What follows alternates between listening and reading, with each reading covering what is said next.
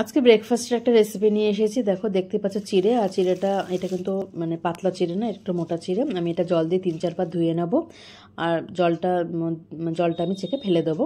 এরকম অবস্থা আমি রেখে দেবো। এটা আমি 5-10 মিনিট রেখে দেবো। কড়াতে তেল দিয়ে দিচ্ছি, আর এরপর আমি একটুখানি সর্ষে দিচ্ছি, আর একটু কারি পাতা দেবো, এতে ফ্লেভারটা একটু ভালো আসে। তার জন্য আলু পেঁয়াজ কেটে রেখেছি, আলু পেঁয়াজ দিয়ে দিচ্ছি, একটু বাদাম দিয়ে দিচ্ছি। তবে ইচ্ছা করলে তোমরা যেরকম সবজি পছন্দ সেরকম দিতে পারো।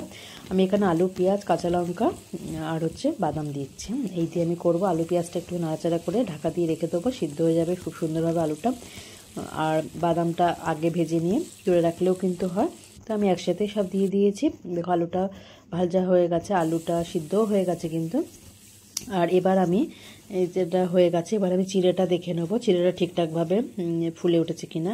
তো এটা জল ছাড়াই কিন্তু রেখে দিলে খুব সুন্দরভাবে। কিন্তু কাঁচা লঙ্কা দিয়ে দিলাম, ঝালটা যেরকম খাবে সেরকম দেবে। খুব ঝাল বেশি পছন্দ করলে ঝাল আরও দিতে পারো। এই যে চিড়েটা দেখো ঠিক এরকম ঝরঝরে হয়েছে। চিড়েটা দিয়ে নাড়াচাড়া করে নেবো। আর এখানে আমি একটা মশলা দেবো, সেই মশলাটার জন্য কিন্তু বেশি ভালো লাগে চিড়ের পোলাওটা। আর আমি কিন্তু অন্য কোনো কিছুই দিইনি আমি। আর শুধু ওই মশলাটা একটু দিয়ে দেবো, ব্যাস। এটা হচ্ছে ম্যাগি মশলা। ম্যাগি মশলাটা দিলে পর টেস্টটা কিন্তু একটু বাড়ে।